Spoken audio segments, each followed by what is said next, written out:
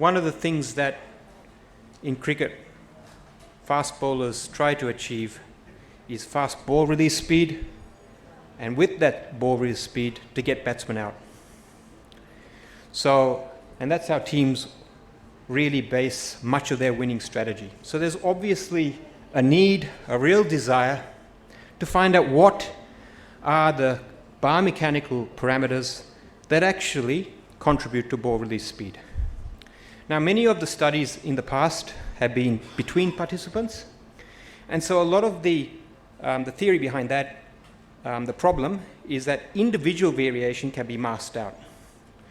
So what we wanted to do in this study is to look at a within participant analysis. There has been a previous study that has done that, Salter et al., and it found 87.5% of within bowler variation was actually contributed from kinematics such as run-up velocity, angular velocity of the bowling arm, front arm pull down, and stride length.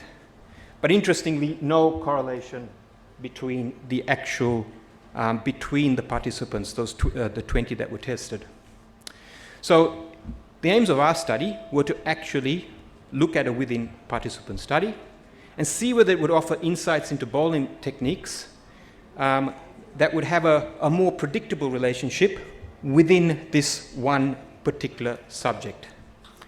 The idea there is not to try to mask out this individual variation within the bowler that might otherwise be masked out with a between participant study.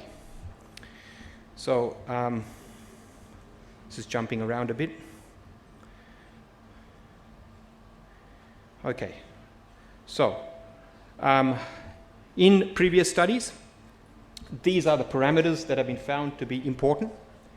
Some of them in determining or correlations with ball release speed, run-up speed, front knee angle at ball release speed, center of mass velocity at ball release, front knee angle at front foot contact. 5 examples.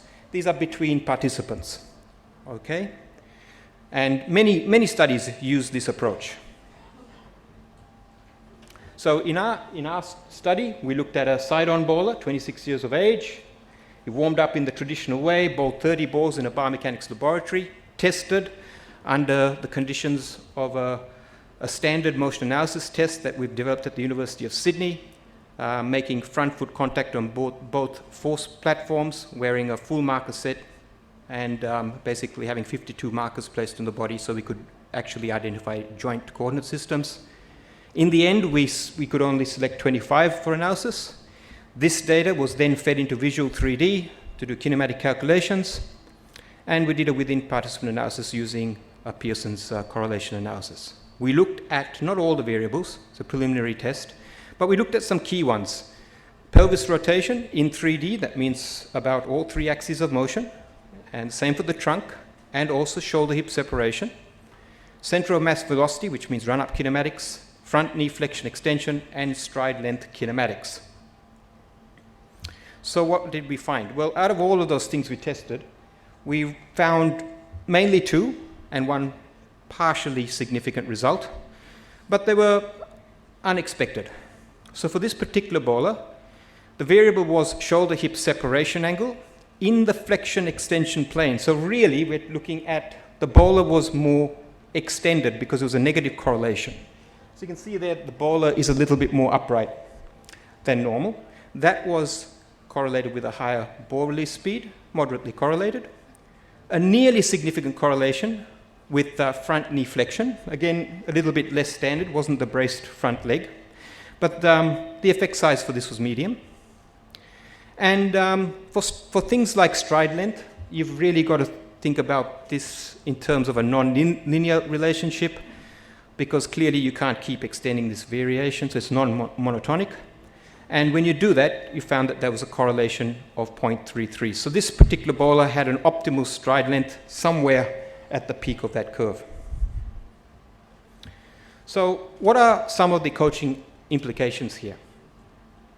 Well, really it takes an analysis like this to find out for relationships like stride length, where that optimum stride length is. You can use a rule of thumb like 0.85 of maximum height, body height, but that probably is too general. It would depend on a lot of other technical factors. Knee flexion mechanics. Well, the conventional model of bowling with a braced front knee may not apply for this particular bowler because he tended to actually lose velocity when the knee was extended. And a lower thoracic flexion angle at front foot contact when the maximum ground reaction forces were high tended to be a characteristic of this particular bowler. So what does it have in terms of, say, general relationships? Well, it looks like, if we look at a traditional model here, we're looking at, say, the V angle between the trunk and the shank. Ideally speaking, when beta is actually smaller there, you get more of a V. The braking forces are higher. In this particular bowler, that model seems to be violated or does not apply strongly. And the same with the front knee angle. So front knee flexion, for example, in this particular bowler, he may find that he actually achieves some of these ground reaction forces in a less athletic way. It's part of the variation that this bowler actually shows. And I think the relevance of this kind of analysis comes when you actually take a survey of what's actually out there. What is the sample field we're looking at? So if you look at bowlers like Wasim Akram, Mike Proctor, and Jeff Thompson, I mean, there's not much similar between them apart from the fact that they're bowling and they adhere to the laws of legality there. You've got Wasim Akram with the bent front leg, Mike Proctor bowling off the wrong leg, and you've got Jeff Thompson with the side-on action, which is, in some countries, that's quite rare. If we take even a more modern look, how do you coach these players, for example, if they come to your cricket academy? I mean, more and more today, you're going to get bowlers that are actually coming in with these types of action characteristics. Is a between participants analysis valid? Or should we actually look at this individualized approach? So you have, for example, Mitchell Johnson on the left. I mean, his arm was only slightly higher than Malinga's, and that's sometimes overlooked. Do you actually lift his arm up to get more bounce on Australian wickets? He was pretty effective in Australia. You've got more and more leg spinners bowling like Rashid Khan. It's a specific type of leg spin. You don't get much swerve in the air, but you can bowl at high speed, and your googly is almost impossible to pick.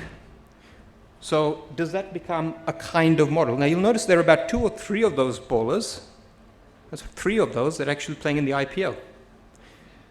And there's 3 that are actually playing in the World Cup using a very similar technique. So it's almost become a standard, probably derived from the extreme action of Paul Adams many years ago, but it's a similar sort of technique. And then you've got the action on the right. Now, what happens if someone turns up at your academy like that, running like a lame horse and turning the head away and using unconventional elbow mechanics to bowl the ball at very high speed? What kind of coaching model do you actually apply to these 3 cases? So my suggestion, and I'm not saying it's an easy one, is that perhaps we have to look at these non-standard techniques a little bit more carefully and looking and actually accepting that biomechanics does not conform to a single model. It's not like baseball pitching or javelin throwing, even though there is actually some diversity there. There's far more in cricket bowling. Now, does that make coaching more difficult? Of course it does. It makes it exceedingly difficult. But that's something that we may have to deal with. There are many technical possibilities, and more young or adolescents are presenting with different techniques. So it probably goes beyond our conventional way of analyzing, our reductionist approach. We need to look at solutions, I think, that go beyond these strict kind of analytical frameworks. And we may have to look at other factors. Sometimes these are in the unknown. We don't know how to proceed. So aesthetic factors like rhythm, harmonious integration, before the biomechanics can catch up, may be something that we pursue. So in terms of future research, we have to investigate the effectiveness of using this individualized analysis approach. We also would have to examine the transferability of these findings to bowlers of different skills and age groups. For example, the bowler that I used in this sample, I mean, he may be bowling with a local maximum for the constraints applied, but it may not be appropriate for an elite bowler. So maybe he can gain 5 kilometers per hour, but that still is not enough for him to actually achieve, say, 135 or 140. So in other words, it's not a global maximum. So maybe there's a limitation there. You actually have to see how far you can take someone's individualized technique, even when you do a within participant analysis. So I think this is a way that we need to start looking at bowls, at least accounting for the diversity. Now, there is some limitations here. Research such as this is time intensive. It's costly in terms of funding. You've also workload limiting for the bowler to bowl 30 balls, often maybe 40 balls, because 5 to 10 of them may be discarded.